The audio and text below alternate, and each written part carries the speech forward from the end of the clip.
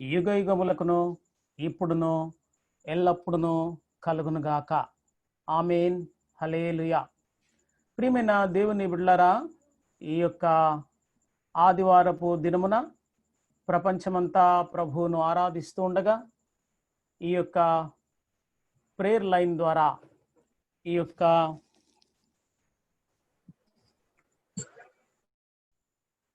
యొక్క Zoom app ద్వారా మనమందరము సహవాసముగా కలుసుకోవడానికి దేవుడు మనకిచ్చిన ఈ శ్రేష్టమైన అవకాశమును బట్టి నేను దేవుణ్ణి స్తుతిస్తూ ఉన్నాను. ప్రియులారా, ఈ యొక్క సందర్భంలో మనము దేవుని వాక్యాన్ని పరమగీత గ్రంథంలో నుండి ధ్యానం చేసుకుందాం. ఆదివారమున కాస్త అంశాన్ని మారుస్తానని చెప్పాను కదండి. సో ఈ దినమున పరమగీతంలో నుండి ఒక చిన్న అంశమును ప్రసంగంగా మనము విందాం. దయచేసి ఈ యొక్క ఆదివారమున ప్రేమ మాధురి అనే అంశమును మీతో పంచుకోవాలని భావిస్తున్నాను. ప్రతి ఆదివారము ఆ పరమగీతం నుండి ఒక అంశాన్ని మీతో పంచుకుంటాను కొద్ది దినములుగా. అయితే ప్రేమ యొక్క మాధురి, దేవుడికి భక్తుడికి ఉన్న ప్రేమ యొక్క మాధురిని మనము ఈ అంశం ద్వారా ధ్యానం చేద్దాం. దాని కొరకు గాను పరమగీత గ్రంథం 8వ అధ్యాయం 6-7 వచనములు. పరమగీత గ్రంథం 8వ అధ్యాయము 6-7 వచనములను మనము చదువుకొని ఈ యొక్క అంశమును ధ్యానం చేద్దాం. పరమగీత గ్రంథం 8వ అధ్యాయం 6-7 వచనములు. ప్రేమ మరణమంతా బలవంతమైనది, దాని జ్వాలలు అగ్నిజ్వాల సమములు. అది యెహోవా పుట్టించు జ్వాల. అగాధ సముద్ర జలము ప్రేమను ఆర్పజాలదు, నది ప్రవాహములు దాని ముంచివేయజాలవు. ప్రార్థన చేసుకుందాం. దేవుని వాక్య ధ్యానంలోనికి ప్రవేశిద్దాం.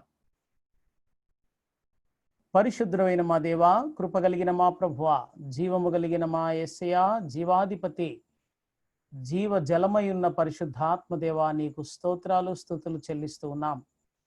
నీవిచ్చిన ఆయుష్ను బట్టి స్తోత్రాలు. నీ ప్రియ కుమారుడైన యేసు క్రీస్తు ద్వారా మీరిచ్చిన రక్షణ భాగ్యమును బట్టి స్తోత్రాలు. పరిశుద్ధాత్ముడి ద్వారా మీరు మాకు లేఖనమును నేర్పిస్తూ క్రీస్తు స్వరూపములో మార్చబడుటకు మీరు ఇస్తున్న కృపను బట్టి స్తోత్రాలు. ఈ యొక్క సాయంత్రం వేళ, ఈ రాత్రి వేళ, ఇదిగో మా ప్రభు, పరమగీతములో నుండి ఈ యొక్క ఆధ్యాత్మిక పాఠములను మేము నేర్చుకుంటూ ఉండగా దయతో మీరుగా మా అందరి మనస్సులను విప్పండి. ఆనాడు ఎమ్మాయి గ్రామంలో మీరు 2 శిష్యుల యొక్క మనస్సును తెరిచారు. తద్వారా వారు చివరిగా నీ మాటలలోని మాధుర్యాన్ని గ్రహించగలిగారు. అలాగే మా మీదను ఆ ఎమ్మాయి గ్రామమునకు నడిచి వెళ్తున్నప్పుడు విప్పిన ఆ పరలోకపు ఆత్మ విప్పుదల, ఎఫ్ఫతా అని మా చెవులకును మా గుడ్డితనమును తొలగించి నీ లేఖనములను స్పష్టముగా చూడగలుగులాగున మా మనోనేత్రములు తెరవండి, వెలిగించండి. ఈ యొక్క సందేశమును మాకందరికీ స్పష్టముగా అర్థం చేయించి ఆ ప్రకారముగా మా విశ్వాస జీవితాన్ని మలుపు తిప్పుకొని కట్టుకోవడానికి కృప చూపించుమని ఆత్మదేవ, పరిశుద్ధాత్మ షకీన మేఘము ఈ యొక్క కాన్ఫరెన్స్ ద్వారా వింటున్న వారందరి మీద ఆనాడు ప్రత్యక్ష గుడారం మీదికి దిగి వచ్చిన విధంగా దిగి వచ్చి ఆ ప్రత్యక్ష గుడారంలో యాజకునితో మాట్లాడినట్టుగా మా అందరితోనూ మాట్లాడమని యేసుక్రీస్తు నామమున ప్రార్థించి స్తుతించి వేడుకుంటున్నాము మా పరమ తండ్రి. ఆమేన్. ప్రియమైన దేవుని బిడ్డలారా, మనము చదువుకున్న ఈ వాక్య భాగము సొలొమోను రచించిన గ్రంథాల్లోని ఒక గ్రంథమైన పరమగీత గ్రంథం. ఇది బైబిల్ పండితులు ఈ గ్రంథాన్ని కావ్య గ్రంథము అని చెప్పారు. కావ్య గ్రంథాల్లో ఒక గ్రంథంగా చేర్చారు. అలాగున యోబు గ్రంథం మొదలుకొని పరమగీతం వరకు కావ్య గ్రంథాలు ఉన్నాయి అన్నారన్నమాట. అయితే ప్రియులరా, ఈ కావ్య గ్రంథాల ప్రాముఖ్యత ఏమిటంటే ఇవి అలంకారప్రాయంగా వ్రాయబడి ఉంటాయి. కావ్య గ్రంథాల్లో భాష అలంకారప్రాయంగా వ్రాయబడి ఉంటుంది. అత్త మీది కోపం దుత్త మీద తీసింది అంటూ ఒక అలంకారప్రాయమైన పదాన్ని, సామెతను వాడతాం మనం. అలాగే ఈ అత్త మీద కోపం దుత్త మీద తీయడం అంటే ఏమిటి? ఎవరి మీద కోపాన్నో ఎవరి మీద తీసినప్పుడు ఆ సామెతను వాడతాం మనం. అలాగే ఈ అలంకారప్రాయమైన భాష ఈ కావ్య గ్రంథాల్లో ఉంది. మరి ప్రాముఖ్యంగా ఈ పరమగీత గ్రంథంలో ఉంది. ఈ పరమగీత గ్రంథాన్ని సొలొమోను ద్వారా పరిశుద్ధాత్మ దేవుడు వ్రాయించాడు అన్న సంగతి సామాన్య క్రైస్తవులందరికీ బాగుగా తెలుసును. సొలొమోను నిజానికి వ్రాసాడే కానీ మనస్సు, ఆలోచన ఈ దావీదు కడుపున పుట్టిన సొలొమోనుది కాదు. మరొక సొలొమోను ఉన్నాడు పరలోకంలో. అసలు సొలొమోన్ అనే మాట హెబ్రీ భాషలోని 2 పదాల కలయిక. షాలోమ్ మాన్ అనే 2 పదాలు కలిసి సొలొమోన్ అని మనం పిలుస్తున్నాం. ఈ షాలోమ్ మాన్, షాలోమ్ అనే హెబ్రీ భాషా పదము నుండే సలాం అనే అరబీ భాషా పదం వచ్చిందనమాట. ఈ షాలోమ్ అంటే ఏమర్థం ఉందో అరబీ భాషలో సలాం అనే మాటకు కూడా శాంతి లేక సమాధానము అని అర్థం ఉంది. సో షాలోమ్ మాన్ సమాధానమునకు కర్త అని అర్థం అన్నమాట. ప్రియులరా, దావీదు బెత్షెబ ద్వారా ఈ యొక్క సొలొమోను కన్నాడు. కానీ ఈయన పుట్టక మునిపే దేవుడు ఈయనకు సొలొమోన్ అనే పేరు పెట్టు అంటూ ముందుగానే ఈ పేరును సూచించాడు. సొలొమోనికే లెమూయేలు అని, యెదిద్య అని ఇలా రకరకాల పేర్లు కూడా ఉన్నాయి. అయితే ప్రియులరా, సొలొమోన్ అయితే పెన్ను పేపర్ పట్టుకొని రాశాడే కానీ వాస్తవానికి రాయించిన సొలొమోను మరొకరు ఉన్నారు. ఎవరైనా అంటే మత్తయి సువార్త 1వ అధ్యాయము 1వ వచనంలో అబ్రహాము కుమారుడైన దావీదు కుమారుడైన యేసుక్రీస్తు వంశావళి అని వ్రాయబడి ఉంటుంది. సో అబ్రహాము కుమారుడెవరట? క్రొత్త నిబంధన ప్రకారం దావీదు. దావీదు కుమారుడెవరు? యేసుక్రీస్తు. సో యేసుక్రీస్తుకు కూడా సొలొమోను అనే పేరు పెట్టాడు యెషయా. యెషయా గ్రంథం 7వ అధ్యాయం 14వ వచనం. యెషయా గ్రంథం 7వ అధ్యాయం 14వ వచనం, 9వ అధ్యాయం 6వ వచనం. ఈ 2 వచనాల్లో ఏముందంటే, ఏలయనగా మనకు శిశువు పుట్టెను, మనకు కుమారుడు అనుగ్రహింపబడెను, ఆయన భుజముల మీద రాజ్యభారం ఉండును, ఆశ్చర్యకరుడు, ఆలోచనకర్త, బలవంతుడైన దేవుడు, నిత్యుడగు తండ్రి, సమాధానకర్తయగు అధిపతి అని అతనికి పేరు పెట్టబడును అని ఉంది. సమాధానకర్త అన్న పదము దగ్గర షాలోమ్ మాన్ అని హెబ్రీ భాషలో ఉంది. అంచేత ప్రియులరా, సొలొమోను అనే పేరు కలిగిన వ్యక్తి మరొక ఆయన ఉన్నాడు. ఆయనే యేసుక్రీస్తు ప్రభు. ఆయన కూడా దావీదు కుమారుడే అని పిలువబడ్డాడు. అలాగే ఆయన కూడా చెప్పుకున్నాడు. ప్రకటన గ్రంథం 22వ అధ్యాయం 16వ వచనంలో, నేను దావీదు వేరును చిగురును, ప్రకాశమానమైన వేకువ చుక్కను, దావీదు సంతానమునై ఉన్నాను అని చెప్పుకున్నాడు. అలాగున యేసుక్రీస్తు ప్రభు దావీదుకు కుమారుడుగా వంశావళిని బట్టి వచ్చాడు. అలాగే ఈ యేసుక్రీస్తు ప్రభుకు సొలొమోన్ అనే పేరును యెషయా ఇచ్చాడు. అలాగున 2 సొలొమోన్లు ఉన్నట్టుగా మనకు అర్థమవుతుందన్నమాట. ఒక ఆయనేమో డైరెక్ట్గా ఉంటే మరొక ఆయన మర్మగర్భితంగా ఉన్న సొలొమోను. ఈ పరలోకంలో ఉన్న మర్మగర్భితమైన పురుషుడు ఆయన తాను ప్రేమించిన ప్రియురాలైన షూలమితితో పలుకుతున్న మాట ఈ పరమగీతంలో వ్రాయబడిందనమాట. ప్రియులరా, కాస్త ఓపికగా వినండి. ఈ పరమగీతంలోని ఈ ప్రేమ, ఈ షూలమితి, ఈ యొక్క అందం ఆయన ఎప్పుడు చూశాడు అంటే, ఈ పరమగీతము వ్రాయబడడానికి, ఈ పరమగీతంలోని ఎసెన్స్ ఆఫ్ దిస్ బుక్ మనకు అర్థం కావాలి అంటే నేను ఒక చిన్న కథ చెబుతాను. కాస్త ఓపికగా వినండి దయచేసి. పరమగీత గ్రంథాన్ని మనం ఎలా అర్థం చేసుకోవాలో దాని ద్వారా మనకు తెలుస్తుంది. ఏమిటదంటే, ఈ యొక్క పరమగీత గ్రంథానికి ఒక కథ. అనగనగా ఒక మహారాజు ఉండేవాడు. ఆ మహారాజు గారికి ఒక్కగానొక్క కుమారుడు ఉండేవాడు, ఏకైక పుత్రుడు. ఇక ఆ మహారాజు గారు వృద్ధాప్యంలో ఉన్నారు. ఏ రాజైనా ఏమనుకుంటాడు? వృద్ధాప్యంలో తన కుమారుడికి పెళ్లి చేసి అతనికి ఈ రాజ్యపు బాధ్యతలన్నీ అప్పగించాలనుకుంటాడు కదా. అలాగే జరిగింది. ఆ మహారాజు గారు యువరాజు అయిన ఈ కుమారుడికి పెళ్లి చేయాలనుకున్నాడు. అలా పెళ్లి చేయాలనుకుంటున్న సందర్భంలో మహామంత్రి గారిని పిలిచాడు. మహామంత్రి గారు, మరి యువరాజు గారి వివాహ విషయము ఆలోచిస్తే బాగుంటుంది కదా అని మహామంత్రికి సెలవివ్వగానే, మహామంత్రి గారు, చిత్తం మహాప్రభో, మీరు సెలవిస్తే నేను యువరాజు గారి దగ్గరికి వెళ్ళి ఆయన యోగక్షేమములు తెలుసుకొని ఆయన వివాహ విషయమై అతనితో విచారించెదను అన్నాడు. అలాగున వెళ్ళి ఆ పనేదో కాస్త చూడు, ఎందుకంటే వాడికి పెళ్లి చేసి ఈ రాజ్యాన్ని వాడికి అప్పగించేసి నేను కాస్త విశ్రాంతి తీసుకుంటాను అన్నాడనమాట. డీలరా, ఆ విధంగా మహామంత్రి గారు యువరాజు గారి దగ్గరికి చేరుకున్నారు. యువరాజు గారికి నమస్కారం. నమస్కారం మంత్రి గారు, నాన్నగారు బాగున్నారా? రాజ్యం అంతా కుశలమేనా? ప్రజలు అంతా కూడా బాగున్నారా? పంటలు సస్యశ్యామలంగా పండుతున్నాయా? నిరుద్యోగం లేకుండా, ఆహార కొరత లేకుండా ప్రజలందరూ బ్రతుకుతున్నారా? ఇలాంటి కుశల ప్రశ్నలన్నీ వేసిన తర్వాత యువరాజు గారు అడిగారు, వచ్చిన పనేంటో సెలవివ్వండి అని.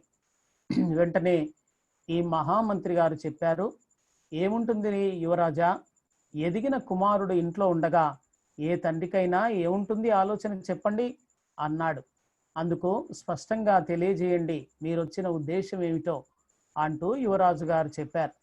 అందుకు మహామంత్రి గారు అన్నారు, నాయనా, మీరు అంగీకరిస్తే, మీకు యుక్త వయస్సు వచ్చింది కనుక, వివాహ వయస్సు వచ్చింది కనుక, మీరు అంగీకరిస్తే మీకు దేశాలు వెతికి ఒక శ్రేష్టమైన రాకుమార్తెను మీ కొరకు వధువుగా తీసుకుని వస్తాం. మీరు అంగీకరిస్తే, మీరు సెలవిస్తే ఈ యొక్క పనిని చేయమని రాజుగారు సెలవిచ్చారు అన్నాడు. ఓ అలాగా, అయితే పర్వాలేదు, వివాహము చేసుకుంటాను, కానీ నేను చూసిన అమ్మాయినే చేసుకుంటానన్నాడు. అలాగా, అదేంటి? ఈ యొక్క యువరాజు అంతఃపురంలో అమ్మాయిలు ఎవరు లేరే, ఎక్కడ చూశారు అని ప్రశ్నించారు. ఎక్కడో స్థలము తెలియదు అన్నాడు. పోనీ ఏ దేశము రాకుమార్తెను చూశారు? దేశము తెలియదు. ఏ ఊళ్ళో చూశారు? ఊరు తెలియదు. మరి ఇంతకు ఏ వీధిలో చూశారు? వీధి తెలియదు. ఏ ఇంట్లో నుండైనా బయటకు వస్తుంటే చూశారా? ఆ ఇల్లు తెలియదు. ఇలాగున అన్నీ అడుగుతున్నాడు, ఏదీ తెలియదు అంటున్నాడు. చివరికి మహామంత్రి గారు అడిగారు, మరి ఎక్కడ చూసావయ్యా అన్నారు. అందుకు ఆ యువరాజు అన్నాడు, నేను కలలో చూచి తిని అన్నాడు. కలలో చూస్తే మాకెలా దొరుకుతుంది అమ్మాయి? మీరు స్పష్టంగా చెప్పండి, ఆ అమ్మాయి ఎవరో అయినా ఉంటే మేము నిస్సందేహంగా వెళ్ళి వారిని సంప్రదిస్తాం అన్నారన్నమాట. అయితే యువరాజు గారు అదే పట్టుగా, నేను కలలో ఒక అమ్మాయిని చూచి తిని ఆమెను మాత్రమే వివాహం ఆడేదను, భూమి మీద మరెవరిని కూడా నేను వివాహం ఆడనుగాక ఆడను అని మొండిగా ఉన్నాడు ఆ యువరాజు.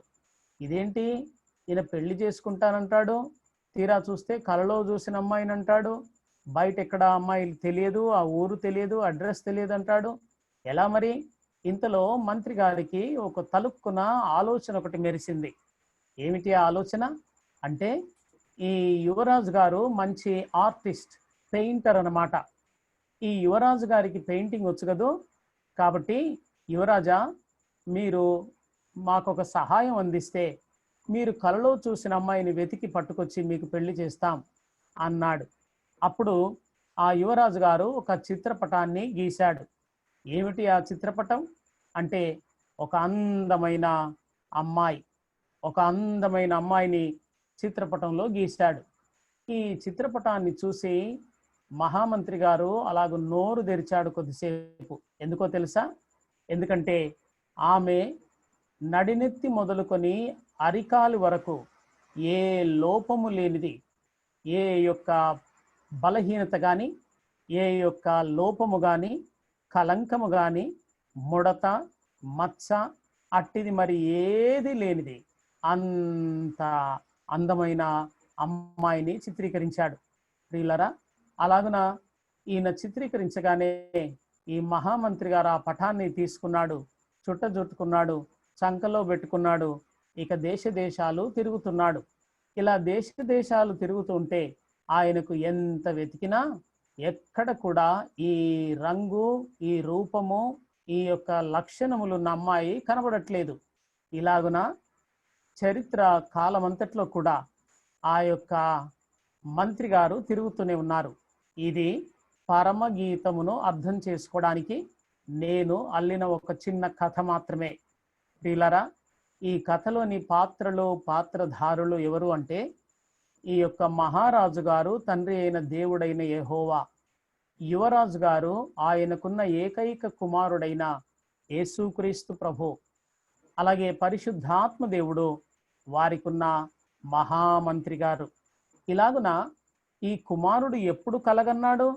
సృష్టి అనే దానికి పునాదే లేనప్పుడు, జగత్తు అనేది ఏది పదార్థము ఏది లేనప్పుడు, శూన్యములో మాత్రమే సమస్తముండి సమీపించరాని తేజస్సులో తండ్రి, కుమారుడు, పరిశుద్ధాత్ముడు వసిస్తున్న ఆ రోజుల్లో ఈ యొక్క కుమారుడైన యేసుక్రీస్తు ప్రభు ఆయన ఈ యొక్క అందాల రాశి అయిన తన వధువును కలలో చూసుకున్నాడు. అందుకే ఇక ఆ కుమారుడికి పెళ్లి చేయాలని తండ్రి ఆనాడే సంకల్పించాడు. సృష్టి ప్రారంభం లేనే లేదు, పరలోకం లేదు, 24 పెద్దలు, 4 జీవులు, అలాగే కెరూబులు, సెరాపులు, దేవదూతలు, మనుషులు, అసలు ఎవ్వరూ ఉనికి లేని కాలంలో కుమారుడైన యేసుక్రీస్తు ప్రభు ఆయన కలగన్న అమ్మాయి ఈ యొక్క పరమగీతంలో ఉన్న అమ్మాయి. సో ఆ కుమారుడు గీసిన చిత్రపటమే పరమగీతము. ఈ పరమగీత గ్రంథాన్ని మనం చూస్తే అందులో ఒక అందాల రాశి అయిన అమ్మాయి చిత్రపటం మనకు కనబడుతుంది. అయితే ప్రియులరా, ఈ చిత్రపటంలో ఏమిటి అంటే ఆమెకున్న రూపురేఖలన్నిటినీ వర్ణించాడు. ఇవన్నీ ఆధ్యాత్మికంగా సంఘ మనుష్యులమితికి ఉండాల్సిన లక్షణాలు అన్నమాట. అయితే ఇప్పుడు మనం ధ్యానిస్తున్న అంశం పరమగీతంలోని ఒక చిన్న భాగం మాత్రమే. పరమగీతం అంతా కూడా మనము ధ్యానించాలి అంటే కనీసము 68 ప్రసంగాలుగా ఉంది. అయితే ప్రియులరా, నేను మీకు పరిచయం కొరకు ఈ యొక్క సందేశాన్ని ఇప్పుడు అందిస్తూ ఉన్నాను. ప్రతి ఆదివారము మనం ఒక్కొక్క అంశాన్ని ఒకటొకటిగా విడమర్చి ముడివిప్పుతూ మనము చక్కగా వాటిని నేర్చుకునే ప్రయత్నం చేద్దాం. ఈ దినమున మాత్రం ప్రేమ యొక్క మాధురిని గురించి మనము ధ్యానం చేస్తున్నాం. ఇప్పుడు ఈ ప్రేమ ఎలాంటిది అంటే ఈ షూలమితికి అలాగే ఆ పరలోకపు సొలొమోనుకు ఉన్న ఈ యొక్క ప్రేమ ఎలాంటిది అనే విషయాన్ని మనము తెలుసుకుంటున్నాం అన్నమాట. సో ప్రేమను గురించి వర్ణించడానికి ఈ పరలోకపు రాకుమారుడైన యేసుక్రీస్తు ప్రభు ఆయన ప్రేమను అర్థం చేసుకోవడానికి వాడిన పదం ఏంటి? మరణమంత బలవంతమైనది. ప్రేమ ఎంత బలవంతమైనదంటే మరణమంత బలవంతమైనది అని చెబుతున్నాడు. మనము సామాన్యంగా ఆలోచిస్తే ఈ ప్రేమ, మరణం అనేది విభిన్నమైన కోణాలు కలిగిన పదాలుగా మనం చూస్తాం. విభిన్నమైన పదాలు కలిగిన కోణాలుగా ఉన్న ఈ యొక్క అంశం అనిపిస్తుంది. కానీ పరలోకపు మనస్సు ఏమంటుందంటే మరణము ఎంత బలవంతమైనదో ప్రేమ అంతే బలవంతమైనది అని. అంటే ఇప్పుడు మనం ప్రేమ యొక్క బలాన్ని అర్థం చేసుకోవాలి అంటే దేన్ని అర్థం చేసుకోవాలన్నమాట? మరణం యొక్క బలం ఎంత గొప్పదో ముందు అర్థమైతే కానీ ప్రేమ యొక్క బలం ఎంత గొప్పదో మనకు అర్థము కాదు. అంచేత ప్రియులరా, ఇప్పుడు మనము ప్రేమను అర్థం చేసుకోవడానికి మరణము దగ్గరికి వెళ్తున్నాం. చూడండి, ప్రపంచ చరిత్రలో ఎంతోమంది రచయితలు ఈ యొక్క ప్రేమను గురించి వర్ణించారు. అలాగే ఎంతోమంది సినిమా డైరెక్టర్లు ప్రేమను గురించి రకరకాల కోణాల్లో సినిమాలు తీశారు, నవలలు రాశారు, కవిత్వాలు రాశారు. అయినా ప్రేమను గురించి పరిపూర్ణంగా ఎవ్వరూ వర్ణించలేకపోయారు. కానీ సత్యవేదమైన బైబిల్ పరిశుద్ధ గ్రంథం చెబుతుంది ఏమిటంటే మరణముతో సమానమైన బలము ప్రేమకుంది. అని చెబుతుంది. కాబట్టి ఇప్పుడు మనము మరణం యొక్క బలం ఎంతో అర్థం చేసుకోగలిగితే ప్రేమ యొక్క బలం ఎంతో కూడా సులభంగా మనం అర్థం చేసుకోగలం. అంచేత ప్రియులరా, మనం ఇప్పుడు మరణము దగ్గరికి వెళ్దాం. ప్రేమ యొక్క బలమును అర్థం చేసుకోవడానికి మనం ఎక్కడికి వెళ్తున్నాం? మరణము దగ్గరికి వెళ్తున్నాం. ఈ ప్రేమ యొక్క అర్థం ఏమిటో మనకు తెలియాలి అంటే ముందు మరణం యొక్క బలం ఎంత గొప్పదో తెలియాలి. మరణం యొక్క బలం ఎంత గొప్పదో తెలిస్తే ప్రేమ యొక్క బలము యొక్క విలువ కూడా తెలుస్తుందన్నమాట. అంచేత మనము ఇప్పుడు ప్రేమను అర్థం చేసుకోవడానికి మరణం యొక్క బలము దగ్గరికి ప్రవేశిస్తున్నాం. కాబట్టి కాస్త ఓపికగా మీరు ఈ మరణమును గురించి ఆలోచించండి. అవును, మరణం యొక్క బలం ఎంత? మరణానికి ఎంత శక్తి ఉంది అంటే, మానవుడు ఈ భూమి మీద పుడుతున్నప్పుడు వాడు ఒక శిశువుగా పుడుతున్నాడు. శిశువుగా పుట్టి యవనస్తుడిగా మారి శిశువుగా, బాలుడుగా, అలాగే టీనేజ్ కౌమారుడిగా, ఆ తర్వాత యవనస్తుడిగా, తర్వాత భర్తగా లేక భార్యగా, ఆ తర్వాత తల్లిగా లేక తండ్రిగా, ఆ తదుపరి చివరిగా వృద్ధాప్యములోనికి వెళ్తూ ఉన్నాడు. అయితే మీరు గమనిస్తే మరణం అనేది మానవునికి ఏ వయస్సులో వస్తుంది? ఏ వయస్సులో ఈ మరణం అనేది మానవుని తలుపు తడుతుంది అని చరిత్రను గనక మనం ఆలోచిస్తే, అప్పుడే తల్లి గర్భములో నుండి బయటికి రాకుండానే మరణించిన శిశువులు ఉన్నారు. భూమి మీద పుట్టిన తర్వాత 2-3 రోజులకే మరణించిన శిశువులు ఉన్నారు. బాలుడుగా ఉండి మరణించిన వాళ్ళు ఉన్నారు. కౌమార దశలో ఉండి మరణించిన వాళ్ళు ఉన్నారు. యవ్వన ప్రాయములో ఉండి మరణించిన వాళ్ళు, పెళ్లి కాగానే మరణించిన వాళ్ళు ఉన్నారు. తల్లి తండ్రి కాగానే మరణించిన వాళ్ళు ఉన్నారు. వృద్ధాప్యములోనూ మరణాన్ని చూసిన వాళ్ళు ఉన్నారు. అంటే అర్థం ఏమిటనమాట? మరణానికి వయస్సు అనున్నది లేదు. మరణం అనేది ఈ వయస్సు వాళ్ళకే వస్తుంది అన్న గ్యారంటీ లేదు. మరణము ఏ వయసు వాళ్ళనైనా తలుపు తడుతుంది. మరణం అనేది ఎవడికి భయపడదు. ఏ వయసు వాడినైనా కబలించుకొని తీసుకొని వెళ్ళగలుగుతుంది. ఇది మరణం యొక్క స్థితి. ప్రియ దేవుని బిడ్డలారా, ప్రపంచ చరిత్రలో మనం గమనిస్తే దేవుడు తన చేజేతులారా తయారు చేసుకున్న మనుషుడు ఆదాము. దేవుడే విశ్వాన్నంతటిని సృజించిన మహనీయుడు తయారు చేసుకున్న వ్యక్తి, తన చేతులతో రూపుదిద్దుకున్న వ్యక్తి ఆదాము. అయితే ఈ ఆదాము దగ్గరికి మరణం వచ్చిందా మరి? అవును, వచ్చింది. అలాగున 960 సంవత్సరములు ఈయన బ్రతికి తర్వాత మరణము తన బ్రతుకు మీదకి ఏలుబడి చేయగానే ఆయన మరణించాల్సి వచ్చింది. ప్రియులరా, అలాగనే ప్రపంచ చరిత్రలో అత్యధిక వయస్సు జీవించిన వాడు మెతూషెల. ఈ మెతూషెల అన్న ఈయన కూడా ఆయన 969 సంవత్సరాలు జీవించాడంటే 970లో లేకుండా పోయాడని అర్థం. ఎక్కడికి వెళ్ళాడు మరి అంటే మరణం వచ్చింది, అతని బ్రతుకును ఈ భూమి మీద లేకుండానే కబలించి వేసింది. ప్రియ దేవుని బిడ్డలారా, మరణం యొక్క బలము అంత గొప్పదనమాట. మరణం యొక్క బలము అంత ప్రమాదకరంగా ఉంది. అంటే ప్రపంచంలో సుమారు 1000 సంవత్సరంలో దగ్గర బ్రతికిన వాడిని కూడా మరణం అనేది అది కబలించుకొని ఛేదించుకొని తీసుకొని వెళ్తుంది. ఆ తర్వాత ప్రపంచ చరిత్రలోనే మహా గొప్ప బలవంతుడు నెఫీలీయుడు, దేవదూతకు మానవునికి పుట్టిన 70 ఫీట్ల ఎత్తున్న మహాబలశూరుడు అని దేవుని వాక్యం అతని గురించి సాక్ష్యం ఇస్తుంది. అతనే నిమ్రోదు అనువాడు. ఈ నిమ్రోదు అనువాడు మహా గొప్ప గోపురమును నిర్మించాడు. జగ్గూరత్ అనే టెంపుల్ను నిర్మించాడు. ఇలాగున అతను బాబేలు మొదలుకొని ఇక్కడ నినివే వరకు, అష్షూరు వరకు తన సామ్రాజ్యాన్ని విస్తరింపచేశాడు. ఇలాంటి మహా గొప్ప బలవంతుడు సైతం ఏమైపోయాడు అంటే మరణం వచ్చింది, తన బ్రతుకు మీద దాడి చేసింది. అంతే, ఇక ఆ మహా బలవంతుడు సహితం మరణము ముందు ఓడిపోక తప్పలేదు. ఇక ప్రపంచ చరిత్రలో మనం గమనిస్తే మహా గొప్ప నాయకుడు, the world greatest of the great leaders is Moses. Moshe అను వ్యక్తి ప్రపంచంలోనే అత్యంత గొప్ప నాయకుడుగా ఉన్నాడు. 40 సంవత్సరముల పాటు 60 లక్షల మంది ఇశ్రాయేలీలను ఏకధాటిగా ఏక నాయకుడుగా ఉండి ఆయన నడిపించాడు. అలాగున ఐగుప్తు దేశము మొదలుకొని కనాను యొక్క బార్డర్స్ వరకు నడిపించిన మహా గొప్ప నాయకుడు మోజెస్. ప్రపంచ చరిత్రలో ఇంత గొప్ప నాయకుడు ఇంతవరకు కనిపించలేదు. ఇన్ని సంవత్సరాల పాటు ఏలిన నాయకుడు, ఇన్ని లక్షల మందిని ఒక నాయకుడుగా ఉండి నడిపించిన నాయకుడు ప్రపంచ చరిత్రలోనే లేడు. కానీ ఏమైపోయాడు మరి ఇప్పుడు?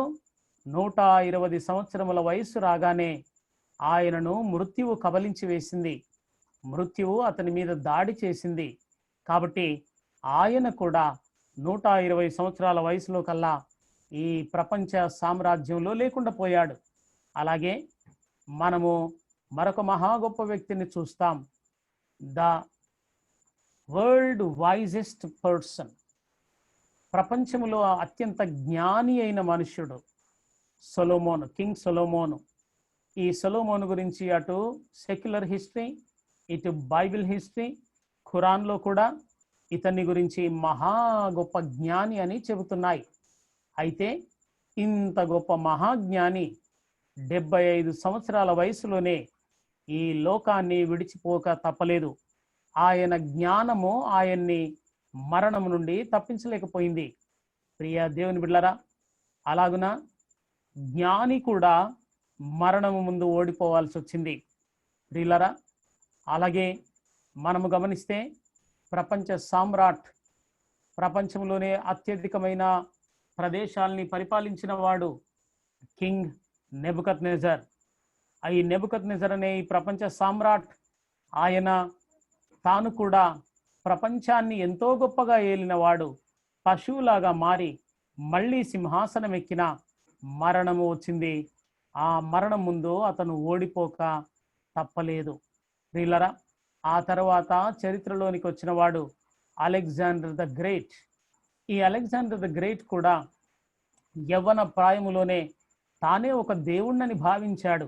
తన తల్లి అతన్ని ఒక దేవాంశ భూతుడిగా, దేవుడికే నీవు పుట్టావు అని చెప్పడంతో ఆయన తాను ఒక దేవతా మూర్తి అని భావించి 10 సంవత్సరాలుగా ప్రపంచాన్ని ఆయన ఓటమి ఎరుగనివాడుగా, మడిమ తిప్పనివాడుగా ఆయన ప్రపంచాన్ని జయించుకుంటూ వెళ్ళాడు. కానీ ఏమైంది?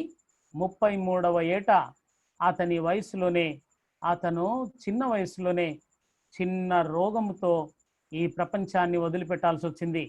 ఆ 10 సంవత్సరాల్లోనే 70 గొప్ప పట్టణాలను, 3 ఖండాలను ఏలిన వీరుడు. అలాగే అతి చిన్న వయసులోనే మరణం ముందు ఓడిపోయాడు. 10 సంవత్సరాల్లో గొప్ప పట్టణాలను, 3 ఖండాలను సైతం ఏలిన ఈ వీరుడు దేని ముందు ఓడిపోక తప్పలేదు? మరణము ముందు ఓడిపోక తప్పలేదు. ప్రియులరా, అలాగున ప్రపంచంలో మహా గొప్ప ఫిజికల్ సైంటిస్ట్ ఆల్బర్ట్ ఐన్స్టీన్ అనే యూదుడు. ఈయన మహా గొప్ప ఫిజికల్ సైంటిస్ట్గా ప్రపంచ చరిత్రలో చెప్పబడుతూ ఉన్నాడు. అయితే ఇతను ఇప్పుడు ఉన్నాడా? లేడు. మరి ఏమైపోయాడు అంటే, మరణము ఆయన బ్రతుకు మీద దాడి చేసింది కనుక ఆయన ఈ లోకములో లేకుండా పోయాడు. ప్రియ దేవుని బిడ్డలారా, ఆ తర్వాత ప్రపంచ చరిత్రలో మనం మరొక వ్యక్తిని చూస్తాం. బహు క్రూర నియంత. ప్రపంచంలోనే ఇప్పటి వరకు ఇంత గొప్ప నియంతను చూడలేదు. జర్మన్ దేశమునకు చెందిన అడాల్ఫ్ హిట్లర్ అనే ఈ యొక్క నియంత, ఆయన ప్రపంచంలో ఆర్యులు మాత్రమే ఉండాలి, యూదా జాతి ఉండకుండా చేస్తాను అని కంకణం కట్టుకున్న వాళ్ళల్లా ఆయన 56వ సంవత్సరంలోనే మరణం ముందు ఓడిపోవాల్సి వచ్చింది. 2వ ప్రపంచ యుద్ధానికి కారణభూతుడు ఈ అడాల్ఫ్ హిట్లర్.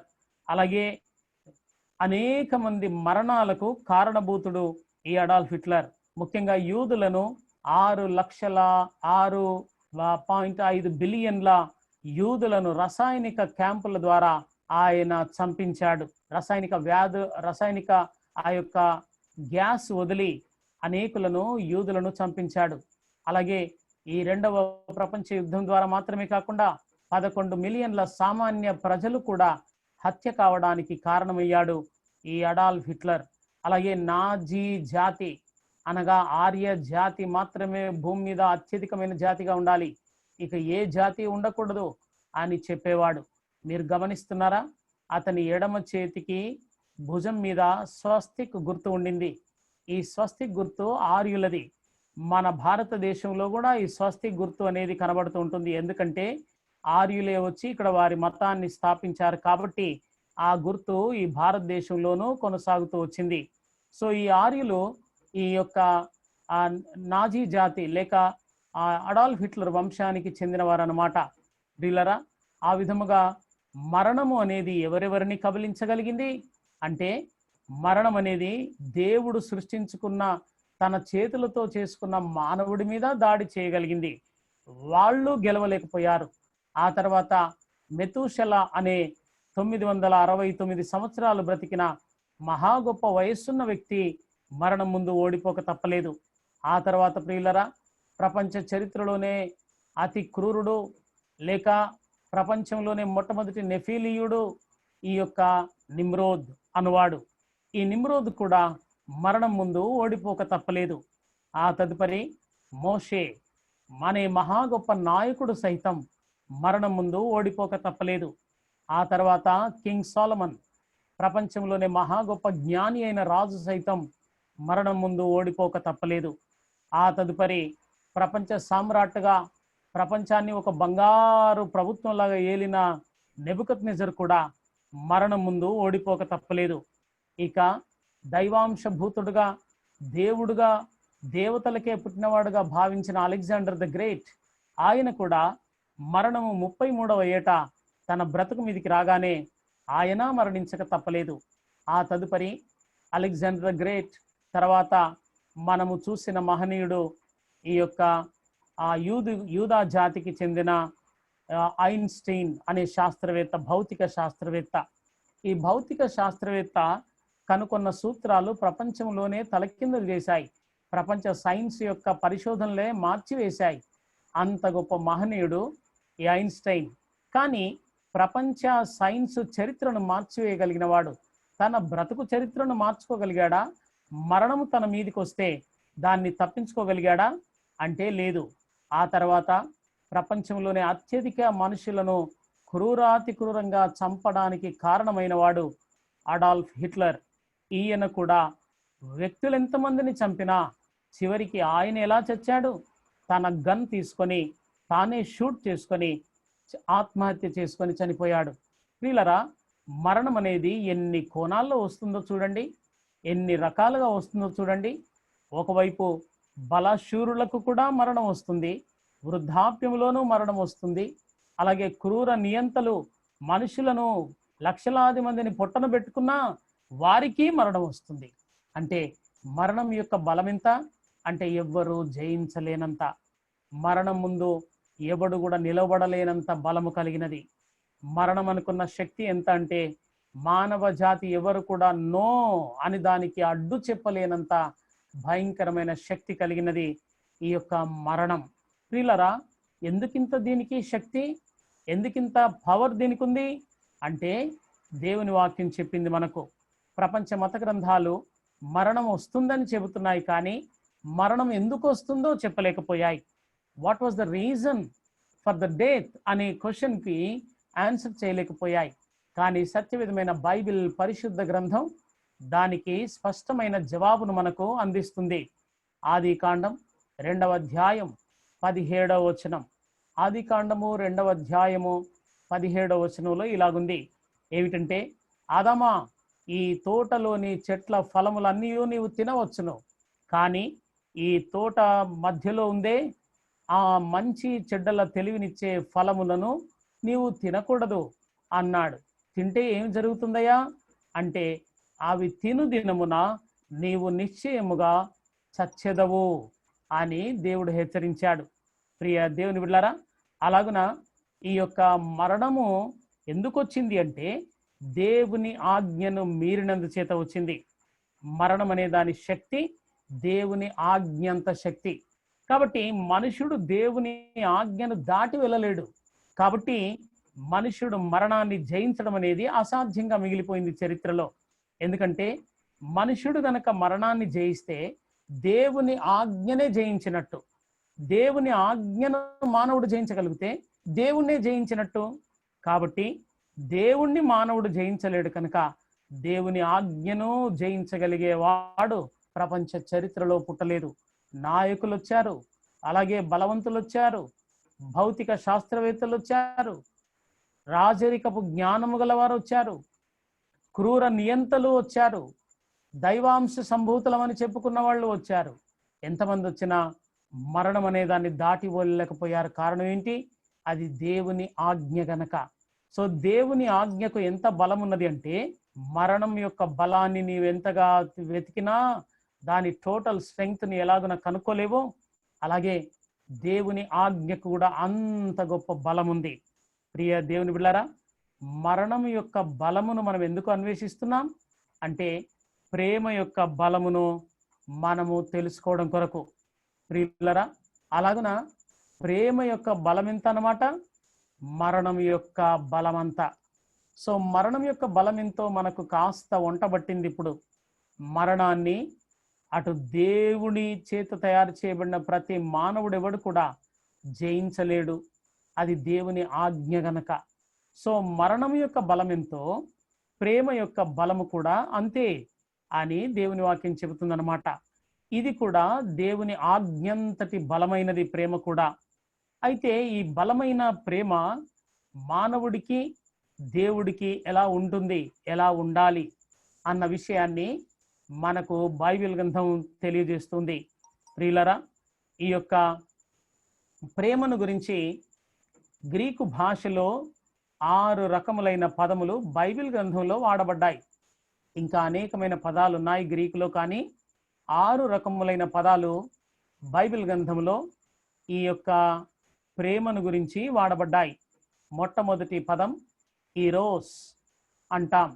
అంటే this is the passionate love, లైంగిక పరమైన ప్రేమ ఈరోస్ అని పిలుస్తారనమాట. అలాగే ఫిలియా అంటే స్నేహపూర్వకమైన ప్రేమ. ఫిలియా అనే మాటకు స్నేహితుల మధ్యలో ఉండే ప్రేమను ఫిలియా అంటారు. అలాగే లుదూస్ అనే ప్రేమను చిన్నపిల్లలు ఆటలు ఆడుకుంటూ ఆ ఆటలను బట్టి ఒకరొకరు స్నేహితులు అవుతుంటారు, చూశారు? అది లుదూస్, చిన్నపిల్లల్లో ఉండే ప్రేమ. ఆ తర్వాత అగాపే అనే ప్రేమ. అగాపే అనే ప్రేమ selfless love and Christian love. It is God's love. ఇది దేవుని ప్రేమ. ఇది నిస్వార్థపూరితమైన ప్రేమ. ఇది క్రైస్తవుడు కలిగి ఉండవలసిన ప్రేమ. బైబిల్ గ్రంథము క్రైస్తవునికి నేర్పిస్తున్న ప్రేమ అగాపే ప్రేమ. ఆ తర్వాత ప్రాగ్మా అని మరొక ప్రేమ ఉంది. ఇది టైమ్ టెస్టెడ్ లాయల్ లవ్. అంటే యవనస్తుల మధ్యలో ఆ ఆకర్షణను బట్టి పుట్టుకొస్తుంది, కానీ టైంను గడుస్తున్న కొద్దీ అది తొలగిపోతూ ఉంటుంది. అలాంటి ప్రేమను ప్రాగ్మా లవ్ అన్నారనమాట. ఇక చివరిది ఫిలౌషియా అంటే సెల్ఫ్ లవ్. మనుషులు చాలాసార్లు తమను తామే ప్రేమించుకుంటారు. నేను మంచోన్ని కదా అనుకుంటుంటారు, నేను దయాగుణం గలవాడిని కదా అనుకుంటుంటారు. వాళ్లకు వాళ్ళే సెల్ఫ్ పిటి అన్నమాట. సొంతగా నేను ఎంత మంచి పని చేశానో చూడు, నా మంచితనాన్ని ఎవరు గుర్తించలేదు చూడు, నా మంచితనం కాస్త వీళ్ళకి అర్థమైంది చూడు అంటూ తనను బట్టి తాను ప్రేమించుకుంటుంటాడు. తనను తానే పొగుడుకుంటుంటాడు. తనను తానే గొప్పగా భావిస్తుండే ప్రేమ ఇది ఫిలౌషియా ప్రేమ. ప్రియులరా, ఇందులో మనము ఇప్పుడు చూస్తున్న అన్వేషిస్తున్న ప్రేమ agape love, which is of selfless, and Christian love which is of God's love. దేవుని ప్రేమ అనబడుతున్న దాన్ని మనము పరిశోధిస్తున్నాం. ఇందులో దేవుని ప్రేమ మరణమంత బలవంతమైన ప్రేమ ఉందే, అది అగాపే ప్రేమ. ప్రియులరా, దేవుని వాక్యం చెబుతుంది, అగాధ సముద్ర జలము ప్రేమను ఆర్పజాలదు అని చెబుతున్నాయి. ఆర్పజాలదు, జాలదు అనే మాట ఎప్పుడు వాడతాం మనం? ఏమండి, నీవు నన్ను కొట్టజాలవు అంటే వాడు కొట్టే ప్రయత్నం చేస్తున్నాడు కాబట్టి వాడికి వార్నింగ్ ఇస్తున్నాను అనమాట. రేయ్, నీవు నన్ను కొట్టాలని అనుకుంటున్నావు కానీ నువ్వు నన్ను కొట్టజాలవు, ఏమండి, నన్ను ఓడించజాలవు. అలాగుందనమాట. అంటే ఎవరో ఒకరు ఓడించాలని ప్రయత్నం చేస్తున్నారు. వారికి నేను ఇస్తున్న వార్నింగ్ ఏమిటి? నీవు నన్ను ఓడించజాలవు అని వార్నింగ్ ఇస్తున్నాను అనమాట. అలాగే ప్రియ దేవుని బిడ్డలారా, ఈ యొక్క అగాధ సముద్ర జలము ప్రేమను ఆర్పజాలదు అంటున్నాడు. అంటే ఈ సముద్ర జలం అన్నది ఏదో ఆర్పడానికి ప్రయత్నం చేస్తూ ఉన్నదనమాట. నేను ముందుగానే చెప్పిన విధంగా కావ్య గ్రంథాలలో అలంకార భాష వ్రాయబడి ఉంటుంది. ప్రవచన గ్రంథాల్లోనూ అలంకార భాషయే, కావ్య గ్రంథాల్లో కూడా అలంకార భాషే ఉంటుంది. ఇక్కడ వాడిన సముద్రము అన్నది ఏమిటి? మరి దేవుడికి భక్తుడికి మధ్యలో ఉన్న ప్రేమ ఒక జ్వాలలాగా ఉందట. ఈ జ్వాలను ఆర్పడానికి సముద్రపు జలము ప్రయత్నం చేస్తూ ఉందట. ప్రియులారా, సముద్రము అంటే ఏమిటి అన్న విషయాన్ని నిన్నటి దినమున నేను మీకు ప్రవచన భాషలో వివరించాను. మళ్ళీ జ్ఞాపకం చేస్తున్నాను. ప్రకటన గ్రంథం 13వ అధ్యాయం 1వ వచనం, 17వ అధ్యాయం 15వ వచనం. ఈ రెండింటిలో మనం గనక గమనిస్తే 13:1 ఇలాగుంది: 10 కొమ్ములను 7 తలలను గల క్రూర మృగము సముద్రములో నుండి పైకి వచ్చుట చూచితిని అని వ్రాయబడి ఉంది. సో అలాగే అక్కడ సముద్రములో నుండి క్రూర మృగం ఒకటి వస్తుంది. సముద్రం అనే దానికి ప్రవచన భాషలో ఉన్న అర్థాన్ని మనము తెలుసుకునే ప్రయత్నం చేస్తున్నాం ఇప్పుడు. అలాగే ప్రకటన 17:15లోనికి వెళ్తే మనకు అర్థమవుతుంది ఏమిటంటే, నీవు చూచిన జలములు ప్రజలను, జన సమూహములను, ఆయా భాషలు మాట్లాడు వారిని సూచించును అని చెబుతుందన్నమాట. సో జలములు, సముద్ర జలములు దేన్ని చూపిస్తున్నాయి? ప్రజలను, జన సమూహములను, ఆయా భాషలు మాట్లాడు వారిని. సో సముద్రము అని ఇక్కడ ప్రకటనలో వాడబడిందే పరమగీతంలోనూ వాడబడిన భావం. అంటే ఈ లోకపు ప్రజలు సముద్రముతో పోల్చబడ్డారు. సముద్ర జలము ఎప్పుడయ్యా లేస్తుంది అంటే, ఆకాశంలో ఉన్న గాలి సముద్రానికి తోడైతే అలలుగా పెరిగి అది సుడిగాలిగా మారి తుఫానుగా పరివర్తిస్తుంది. ప్రియులారా, అలాగున ఆకాశ మండలంలో ఉన్న గాలి అంటే దురాత్మల సమూహము. ఎందుకంటే ఎఫెసీ పత్రిక 2వ అధ్యాయం 2వ వచనంలో వాయుమండల సంబంధి అయిన అధిపతి అని ఉంది. వాయుమండలము అంటే ఎయిర్, ఆకాశంలో ఉన్న గాలి మండలంలో ఉన్న దురాత్మల సమూహం అని అర్థం. అలాగనే ఆకాశ మండలం అందున్న దురాత్మలతో మనం పోరాడుతున్నామని ఎఫెసీ పత్రిక 6వ అధ్యాయము 12వ వచనం చెప్పింది. అంచేత ప్రియులరా, సముద్రము అని ప్రవచన భాషలో ఎక్కడ వచ్చినా అది మొదటిగా లోకములోని ప్రజలను సూచిస్తుంది, రెండవదిగా పాతాళమును కూడా సూచిస్తుంది. మరొక చోట సముద్రము తనలో ఉన్న మృతులను అప్పగించెను అని ప్రకటన గ్రంథంలో 11వ అధ్యాయంలో ఉంది. అంటే ఈ పాతాళములో ఉన్న మృతుల ఆత్మలు ఉన్నాయే, వాటిని అప్పగిస్తుందన్నమాట సముద్రం, పాతాళం. సో ఇక్కడైతే మనం అర్థం చేసుకోవాల్సింది, ఈ యొక్క సముద్రము అనగా లోకములోని ప్రజలు. ఈ లోకములోని ప్రజలు అనే సముద్రం అలలుగా ఎందుకు మారుతుంది? తుఫానుగా ఎందుకు మారుతుంది?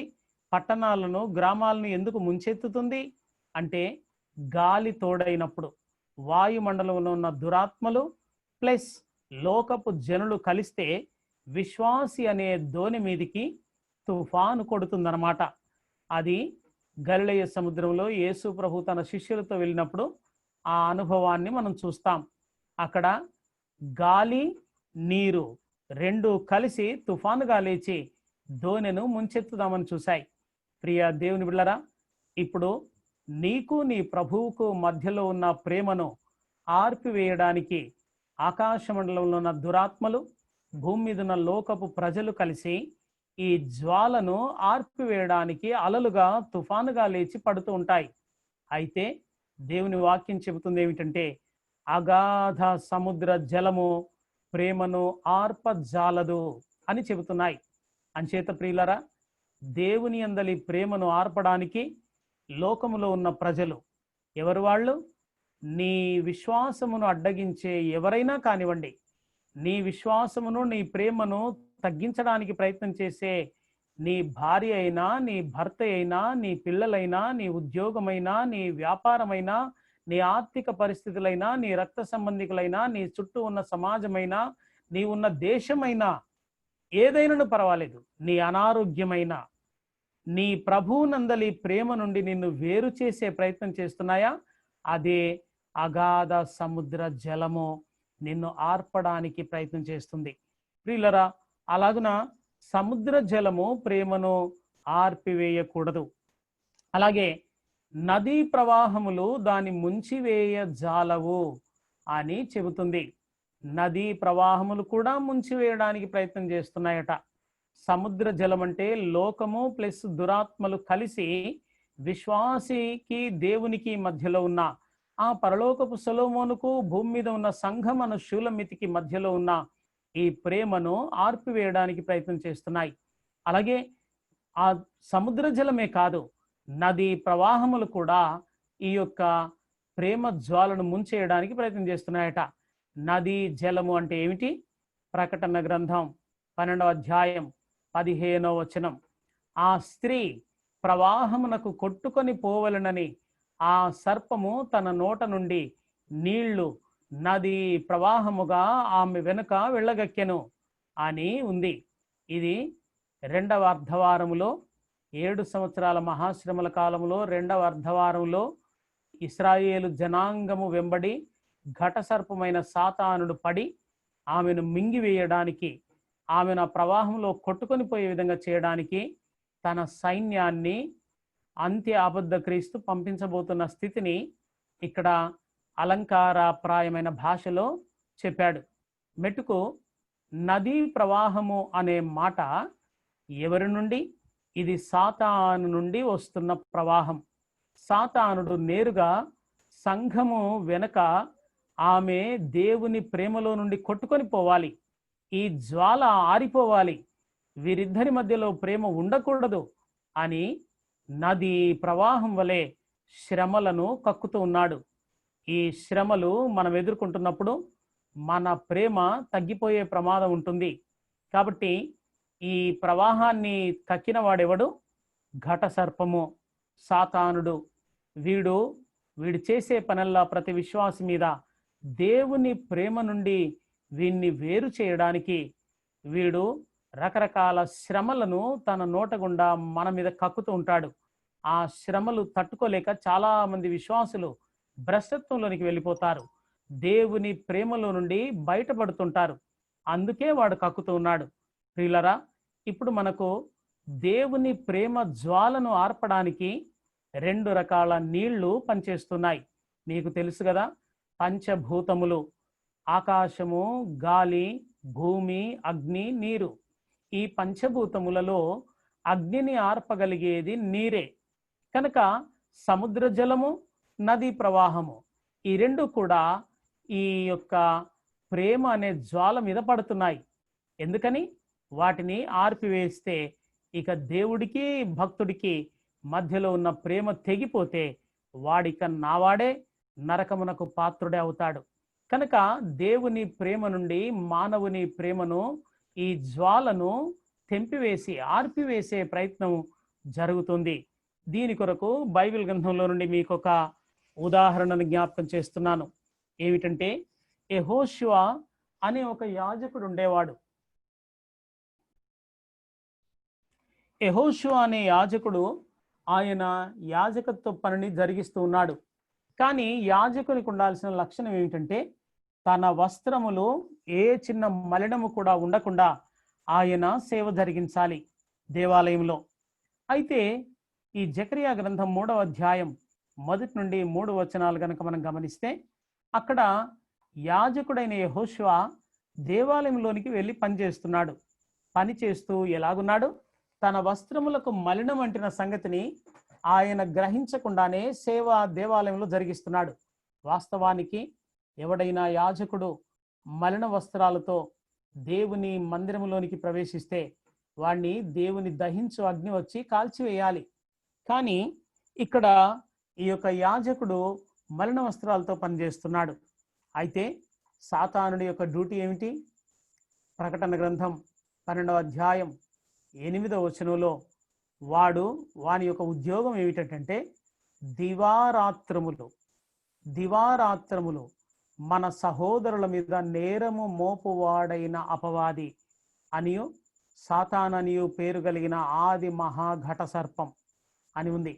సో వాడి డ్యూటీ ఏమిటంటే దివారాత్రములు, డే అండ్ నైట్ వాడు మన సహోదరుల మీద నేరారోపణ చేస్తుంటాడు. దేవుడి దగ్గరికి వెళ్ళి, చూడు, ఆ యాజకుడిని నీవు లేవి వంశము నుండి ఏర్పరచుకొని యాజకత్వం పరిణిస్తే వాడు మలిన వస్త్రములతో నీ మందిరంలోనికి వెళ్ళి సేవ చేస్తున్నాడు. వెంటనే వాడి మీదకి నీ అగ్ని పంపించి వాడిని దహించివేయి, వాడిని కాల్చివేయి, వానికి పనిష్మెంట్ ఇవ్వు అంటూ సాతానుడు నేరారోపణ చేస్తూ ఉన్నాడు. ఇంతలో అక్కడ యేసుక్రీస్తు అను దేవదూత వచ్చి అతని కంటిన మలినమును నిప్పుతో కాల్చివేసి, ఇప్పుడు ఇతడు పరిశుద్ధుడు అని సాతానుని గద్దించాడు, సాతాన్ని వెళ్ళగొట్టాడు. అలాగున ప్రియులరా, మన మలినము కొరకై యేసుక్రీస్తు ప్రభు ముందే, జగదుత్పత్తికి ముందే ఆయన వధింపబడి ఉన్న దేవుని గొర్రెపిల్ల, నేను గతంలోనూ ప్రస్తుతంలోనూ భవిష్యత్తులోను జరిగించే ప్రతి పాపానికి ఆయన రక్తమే నాకు పరిశుద్ధపరిచే ఔషధం. ప్రియులరా, అలాగున దేవుని వాక్యములో 4 రకములుగా మనం పరిశుద్ధపరచబడతామని దేవుని వాక్యం చెబుతుంది. మొదటిది, యేసు రక్తము ప్రతి పాపము నుండి మనలను పవిత్రులుగా చేస్తుంది. రెండవది, దేవుని వాక్యము అది ఉదకము వంటిది, అది మన కంటిన అపవిత్రత అంతటిని స్నానము చేయిస్తుంది, కడిగి వేస్తుంది. మూడవది, పరిశుద్ధాత్మ దేవుడు కూడా మనలను శుద్ధి చేసేవాడుగా ఉన్నాడు. నాలుగవది, మనకు మనముగా శుద్ధి చేసుకోమని దేవుని వాక్యం చెబుతుంది. పాపులారా, మీ చేతులను శుభ్రముగా కడుక్కోండి అంటుంది. అంటే you have to do on your own, you have to be cleanse on your own. నీకు నీవుగా పరిశుద్ధపరచబడాలి. ఈ 4 క్రొత్త నిబంధన చెబుతున్న పరిశుద్ధపరిచే ఔషధాలు లేక సబ్బు అనుకోండి. ఈ 4 రకములుగా ప్రతి దినము విశ్వాసి పరిశుద్ధపరచబడుతూ ఉండాలి. ప్రియ దేవుని బిడ్డలారా, ఇక్కడ యేసుక్రీస్తు రక్తము ఈ యాజకుడైన యెహోషువ గురించి, గత పాపాల గురించి, ప్రస్తుత పాపాల గురించి, భవిష్యత్తు పాపాల గురించి అది చిందించబడింది గనక ఆ యేసుక్రీస్తు ఆయన నోటికి అగ్నిని తగిలించగా ఆయన పరిశుద్ధపరచబడ్డాడు. అగ్ని అన్నది వాక్యమునకు ముంగుర్తు. వాక్యపు అగ్ని తగలగానే ఆయనలోని పాపమంతా, మలినమంతా కాల్చివేయబడింది. తద్వారా ఆయన పరిశుద్ధుడయ్యాడు. ప్రియ దేవుని బిడ్డలారా, ఇక్కడ మనం నేర్చుకుంటున్న పాఠం ఏమిటంటే, మన బ్రతుకులో కూడా ఎన్నో దోషములు, ఎన్నో లోపములు, ఎన్నో మనకు తెలిసి, ఎన్నో తెలియక మనము చాలాసార్లు ఈ యొక్క తప్పిదములు జరిగిస్తూ ఉన్నప్పుడు ఏం జరుగుతుందో తెలుసా? వెంటనే అపవాది అన్నవాడు పరిగెత్తుకొని వెళ్ళి దేవుని సముఖములో ఉండి, ఇదిగో నీవు వాడిని అంతగా ప్రేమిస్తున్నావు కదూ, నీ ప్రేమ జ్వాల అగ్నిలాగా పరలోకం నుండి భూలోకం వరకు మండుతుంది కదూ, అయితే వాడు చూడు ఈ తప్పిదములో ఉన్నాడు, నీ ప్రేమను తగ్గించేయి, నీ ప్రేమ జ్వాలను వాడి నుండి తీసేసేయి అంటూ నేరారోపణ చేస్తుంటాడు అపవాది. అయితే ప్రియ దేవుని బిడ్డలారా, మన దేవుడు కరుణా సంపన్నుడై ఆయన మనల్ని దీర్ఘశాంతముతో ప్రేమించి మన భవిష్యత్తు పాపాలను కూడా ఆయన శిలువ రక్తంలో కడిగి వేశాడు కనుక దేవుని వాక్యము చేత మన నోటికి తాకించి అగ్ని చేత మనలను పరిశుద్ధపరిచి మళ్ళీ మన పరిచర్యలో, సేవలో వాడుకుంటూ ఉంటాడు. అలాగున దేవుడే కనుక మళ్ళీ క్షమించగలిగే పరిస్థితి లేకపోతే ప్రతి ఒక్కరము దేవుని ప్రేమ నుండి ఎప్పుడో వేరైపోయేవాళ్ళం, దేవుని పనిష్మెంట్ కిందికి వచ్చేవాళ్ళం. కానీ ప్రేమే ఇంతవరకు నిలిచి ఉంది, ఆ జ్వాలే మండుతుంది. కారణం ఏంటంటే ప్రేమ అనేక దోషములను కప్పును. కాబట్టి ప్రియులరా, ఈ ప్రేమ, నా మీద ఉన్న క్రీస్తు ప్రేమ సాతానుడు వేస్తున్న దోషములన్నిటినీ కప్పివేస్తూ నన్ను వాక్యము చేత పరిశుద్ధపరుస్తూ నన్ను ముందుకు నడిపిస్తుంది. ప్రియ దేవుని బిడ్డలారా, ఇది మనము క్షమించబడడానికి కారణం. మనము తప్పులు చేయట్లేదని కాదు, కానీ మనకు తెలియకుండానే పరలోకంలో క్రీస్తు మనపక్షంగా విజ్ఞాపన చేస్తూ వాడి కొరకు నేను రక్తం చిందించాను, నా వాక్యపు అగ్ని వాడికి ఇచ్చాను, ఆ అగ్నితో వాడిని కాల్చి వాడిని సరి చేసుకొని వాడుకుంటాను అంటూ మనపక్షంగా మన ప్రభు విజ్ఞాపన చేస్తున్నందు చేత ఆ ప్రేమ జ్వాల ఇంకా మండుతూ ఉన్నది మన బ్రతుకుల మీద. అయితే ఈ యొక్క ప్రేమను ఆర్పడానికి కొన్ని రకాల పరిస్థితులు మన చుట్టూ తిరుగుతున్నాయట. ఏమిటవి? ఇంత పెద్ద లిస్టు ఇచ్చాడు పరిశుద్ధాత్మ దేవుడు పౌలు ద్వారా. రోమా పత్రిక 8వ అధ్యాయం 35 నుండి 39 వచనాల్లో ఇలాగుంది: క్రీస్తు యేసునందలి ప్రేమ నుండి మనలను ఎడబాపు వాడెవడు? శ్రమ అయినను, బాధ అయినను, హింస అయినను, కరువు అయినను, వస్త్రహీనత అయినను, ఉపద్రవమైనను, ఖడ్గమైనను క్రీస్తు యేసునందలి మన ప్రేమను ఎడబాపునా అని ప్రశ్నించాడు. తర్వాత ఆయన 39వ వచనంలో మరణమైనను, జీవమైనను, దేవదూతలైనను, ప్రధానులైనను, ఉన్నవి అయినను, రాబోవునవి అయినను, సృష్టింపబడినవి మరి ఏవైనను క్రీస్తు యేసునందలి దేవుని ప్రేమ నుండి మనలను ఎడబాప నేరవని రూఢిగా నమ్ముచున్నాను అన్నాడు. మొదటి లిస్టు చెప్పినప్పుడు మనలను ఎడబాపు వాడెవడు అని ప్రశ్నించాడు. రెండవ లిస్టు చెప్పగానే ఇవి ఎడబాప నేరవని రూఢిగా నమ్ముచున్నాను, కన్ఫర్మ్డ్గా నేను నమ్ముచున్నాను అని చెప్పాడనమాట. దేవుని బిళ్ళరా, ఈ పరిస్థితులు మీరు చూస్తున్నప్పుడు మీరు క్రీస్తు ప్రేమ జ్వాల ఆరిపోతుందా మీ బ్రతుకులో? ఒకసారి ఆలోచించండి. శ్రమ వచ్చినప్పుడు, బాధ వచ్చినప్పుడు, హింస కలుగుతున్నప్పుడు, కరువులు వచ్చినప్పుడు, వస్త్రహీనత ఏర్పడినప్పుడు, ఉపద్రవములు సునామీ లాంటివి వచ్చినప్పుడు, ఖడ్గము మన బ్రతుకు మీదకి వచ్చినప్పుడు క్రీస్తు ప్రేమ జ్వాల రగులుతూనే ఉందా లేక ఆరిపోతూ ఉందా అన్నది మనం పరీక్షించుకోవాలి. అలాగే మరణం వచ్చిన, జీవం వచ్చిన, దేవదూతలు వచ్చిన, ప్రధానులు వచ్చిన, ఉన్నవి ఉన్నను, రాబోయే పరిస్థితులైనను, సృష్టింపబడిన మరి ఏదైనను క్రీస్తు యేసునందలి దేవుని ప్రేమ నుండి మనలను ఎడబాప నేరవని రూఢిగా నమ్ముచున్నాము అని నేను చెప్పగలమా? ఈ రాత్రి వేళ మనం ఈ ప్రశ్న వేసుకుందాం. సో పౌలు ద్వారా పరిశుద్ధాత్మ దేవుడు ప్రశ్నించాడు, కన్ఫర్మ్డ్గా ఆన్సర్ ఇచ్చాడు.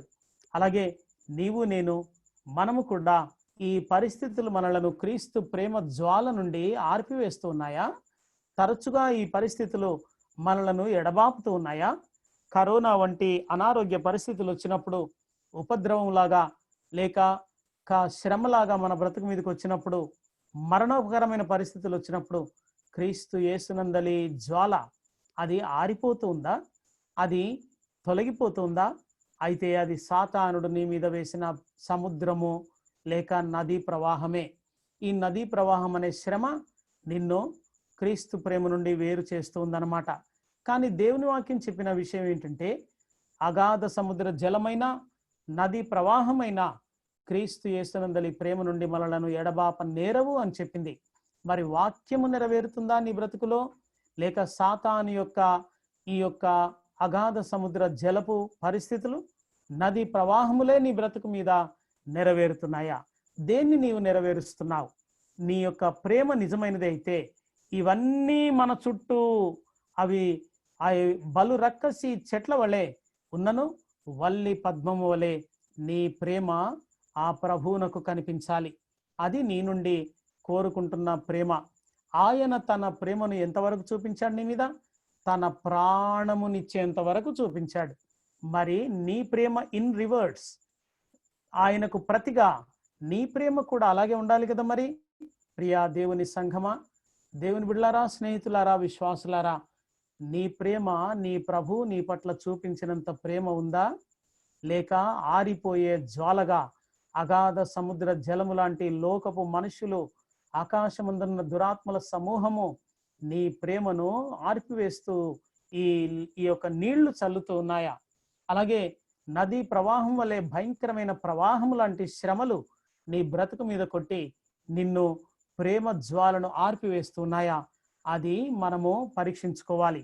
నీ ప్రభు ప్రేమ నీ పట్ల ఎంతగా ఉందో నీ ప్రేమ జ్వాల అంతగానే ఉండాలి అని దేవుని వాక్యం చెబుతుంది. ప్రియ స్నేహితులారా, ఈ రాత్రి వేళ నీ ప్రేమ నీ ప్రభు పట్ల, నీ చుట్టూ వస్తున్న పరిస్థితులనే సముద్ర జలం, నదీ ప్రవాహం ఆర్పివేసే స్థితిలో ఉందా? లేక ఆయన ఏ విధముగా నీ పట్ల దోషములు కనబడినా ఆ ప్రేమ చేత కప్పివేసి, వాక్యము చేత కాల్చి నిన్ను పరిశుద్ధపరుచుకుంటూ తన ప్రేమ జ్వాలను నీ పట్ల రగిలిస్తున్న ఆ ప్రేమ నీలోనూ కలిగి ఉన్నావా? పరీక్ష చేసుకుందాం. తలలు ఉంచండి, కన్నులు మూసుకోండి, ప్రార్థన చేసుకుందాం.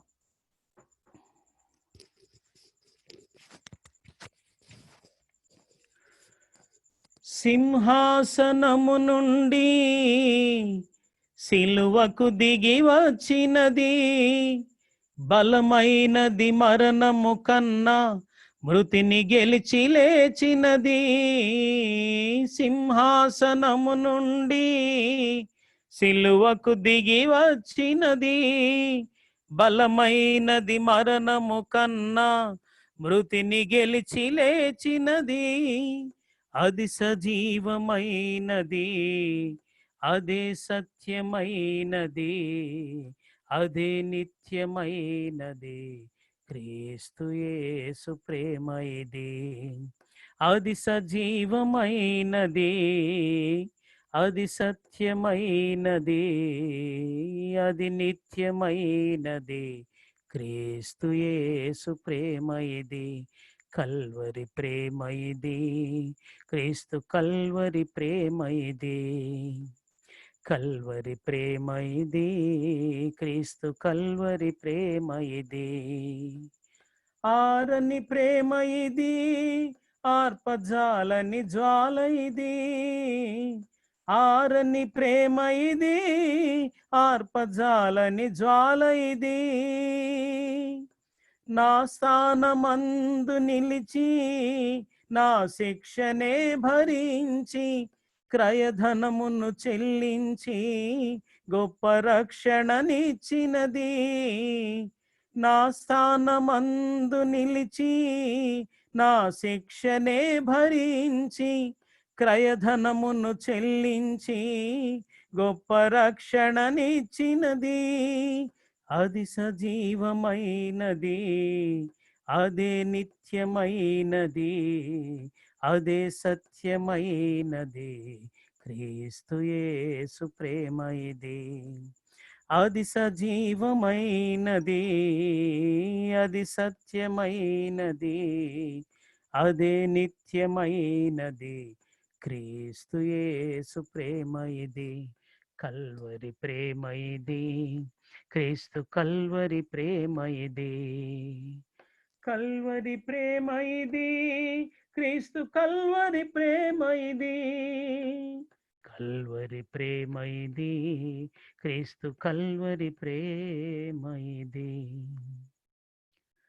ప్రేమ కలిగిన మా పరిశుద్ధ పరమ తండ్రి, ఈ రాత్రి వేళ పరమగీతము 8వ అధ్యాయము 6-7 వచనములోని ప్రేమ యొక్క బలం ఎంత గొప్పదో దాన్ని మీరు అర్థం చేయించడానికి, మరణం యొక్క బలం ఎంత గొప్పదో నీ వాక్యము ద్వారా మేము పరిశోధించడానికి మీరు ఇచ్చిన కృపను బట్టి స్తోత్రాలు ప్రభు.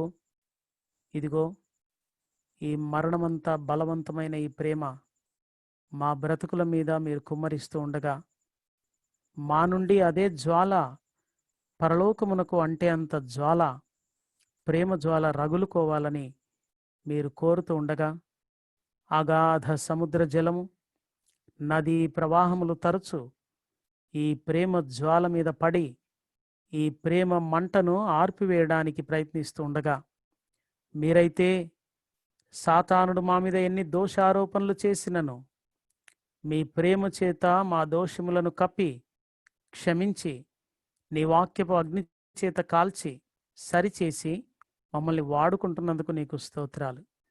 మరి మేము శ్రమ, వేదన, బాధ, కరువు, హింస, ఉపద్రవము, వస్త్రహీనత, ఖడ్గము, మరణము, జీవము, దేవదూతలు, పరలోకములో ఉన్నవైనను రాబోవునవైనను సృష్టింపబడిన మరి ఏదైనను క్రీస్తు ప్రేమ నుండి మమ్మల్ని ఎడబాపుతూ ఉందేమో మేము పరీక్షించుకోవడానికి, ఆ ప్రేమ జ్వాల తగ్గిపోతే మరలా దాన్ని రగిలించుకోవడానికి ఈ మరణమంతా బలవంతమైన ప్రేమను మీరు మాలో ఉంచినందుకై స్తోత్రాలు. ఆ ప్రేమ జ్వాలను ఆర్పడానికి ప్రయత్నిస్తున్న ఈ శక్తులన్నిటినీ మేము జయించి, ఆ జ్వాల మరణము వరకు మా బ్రతుకులో ఈ యొక్క పరలోకమునకు చేరుటకు, నీకు ఆ ధూపముగా ఆ నీ సన్నిధిని చేరుటకు ఈ ప్రేమ జ్వాలను రగిలించమని ఆత్మదేవా మీరుగా మండించండి, నడిపించండి. మా బ్రతుకులను ప్రేమతో నింపండి. అగాపే ప్రేమతో నింపండి.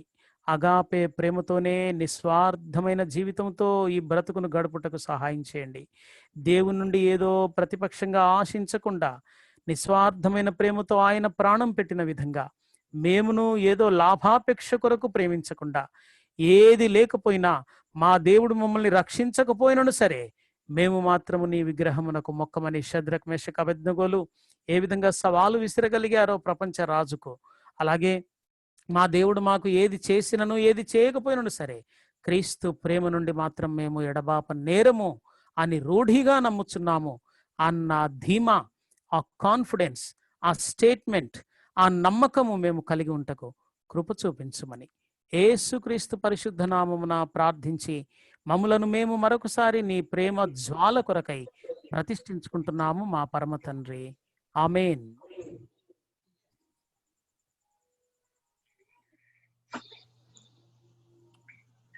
ఎస్ అండి.